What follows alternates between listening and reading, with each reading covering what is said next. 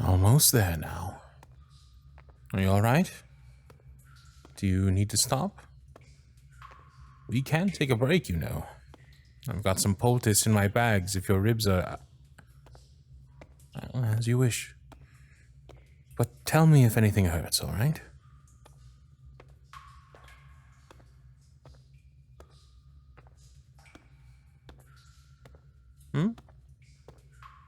Oh, what's the dragon like?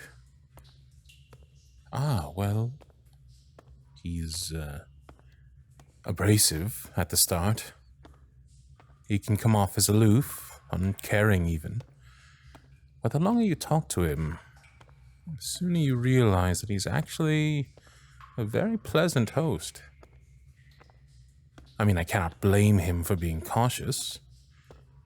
He's the fourth child out of 7 siblings, so inevitably he's always been at best the target of everyone's pranks and, at worst, of their indifference. He doesn't trust people so easily, especially mortals. But in time, he's learned never to judge a book by its cover, and that not everyone is like his siblings. He loves them, you know? They just can be quite a handful sometimes. His mother raised them to be fiercely independent and to bring glory to the royal blood of dragons. Oh, you didn't know? Well, every dragon born on this earth is considered royalty. Royalty without a kingdom, but still.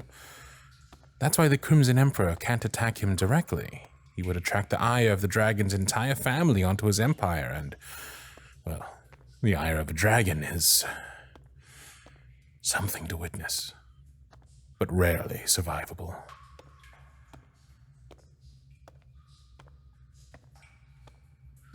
Okay, well, adventurers such as yourself are an entirely separate matter. Dragons admire people who, without an army at their disposal, manage to kill one of their own. They may even adopt you into one of their clans if you kill enough dragons to impress them. Just, don't expect to sleep soundly ever again. Assassination attempts are quite common in the dragon clans, especially by families trying to avenge their fallen offspring.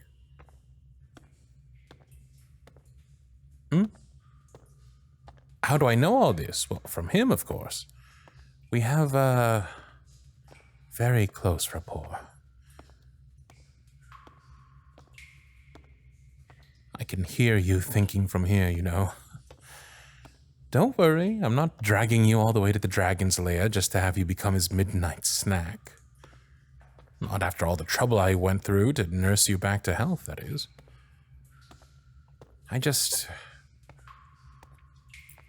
I know I can trust you by now. And so I just know the dragon will too. Besides, if my calculations are correct, your ex-companions are going to reach the throne room today. And we don't want to miss that now, do we?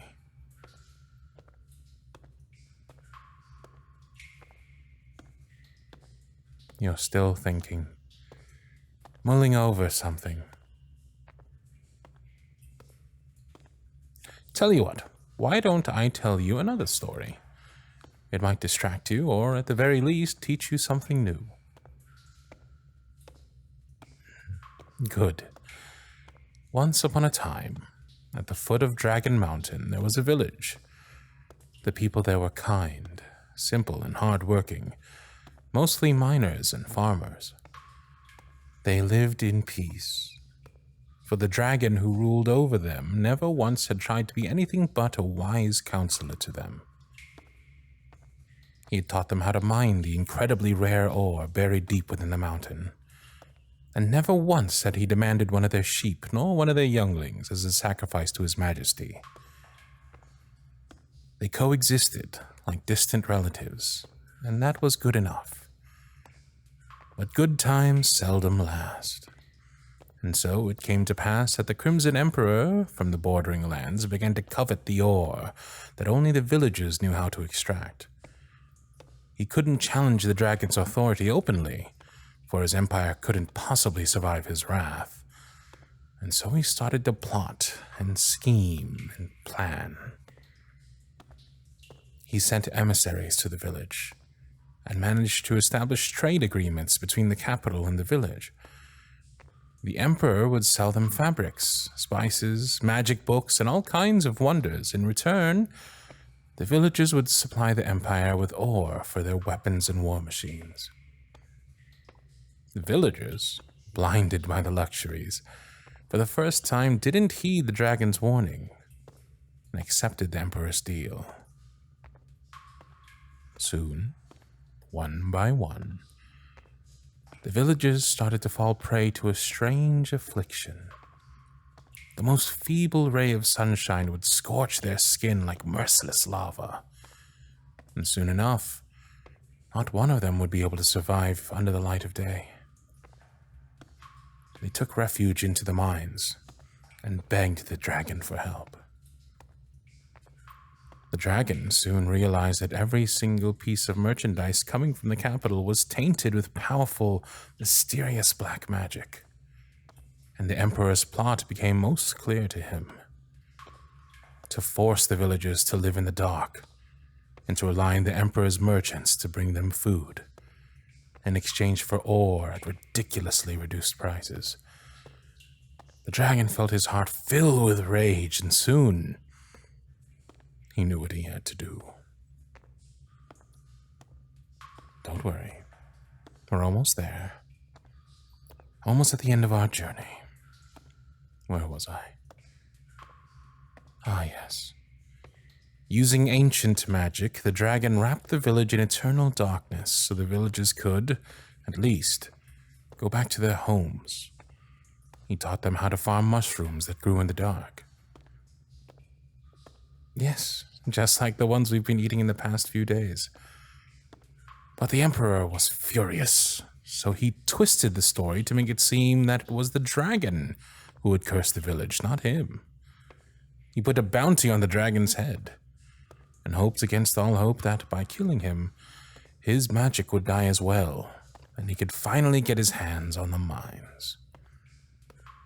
Under the dragon's orders, the villagers allowed the mercenaries sent by the emperor to try their luck, for the dragon could easily deal with them, and in the process, buy himself some time to study the curse and find a way to lift it. Of course, he couldn't handle reagents and potions with his massive claws.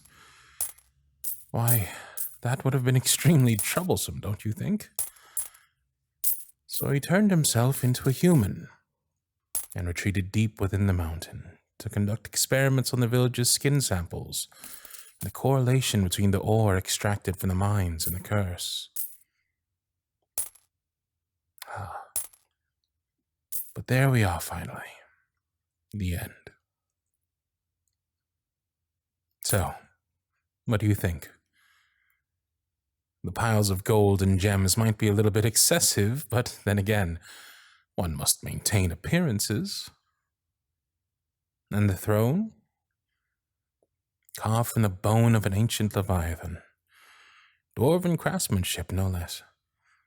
A bit spiky, a little bit intimidating, but theatrical enough. Serves its purpose, I must say. Yes, it's human-sized. Well, let's not dance around it anymore then, shall we? I've told you my story, and now the choice is entirely yours, my dear bard.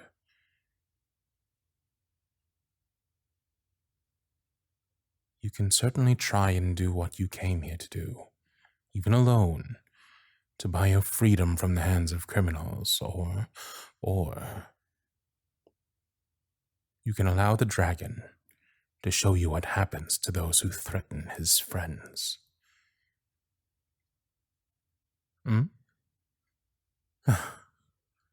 Of course I consider you a friend. A friend and maybe something more?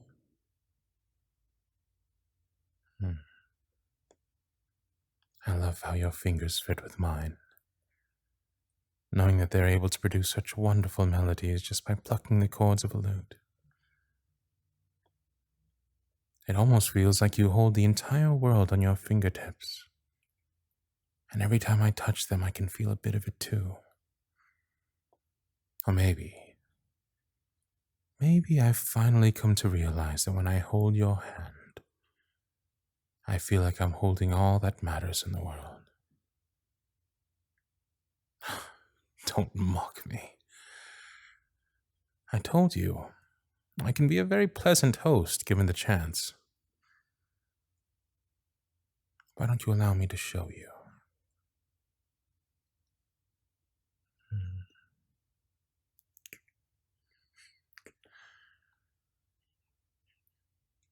Good.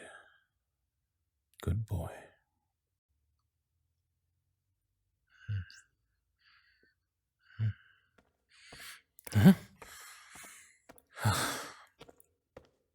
Gentlemen, perfect timing. I was beginning to wonder when you would show up. The dragon? He should be here. Now, shouldn't he? How odd. What say, my dear? Do you see any dragons around? Ah, yes, gentlemen, he's alive, despite your best efforts.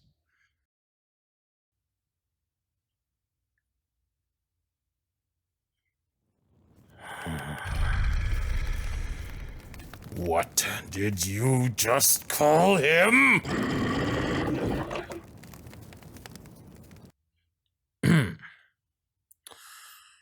I apologize, my darling. I lost my composure there for a moment. Well then, gentlemen, since you don't seem to be able to behave yourselves, let's skip right to the ending now, shall we? Darling, if you could please sing us a little ditty. I wouldn't mind some bardic inspiration from you. Thank you. As for you, gentlemen, well, you know what they say. You play with fire.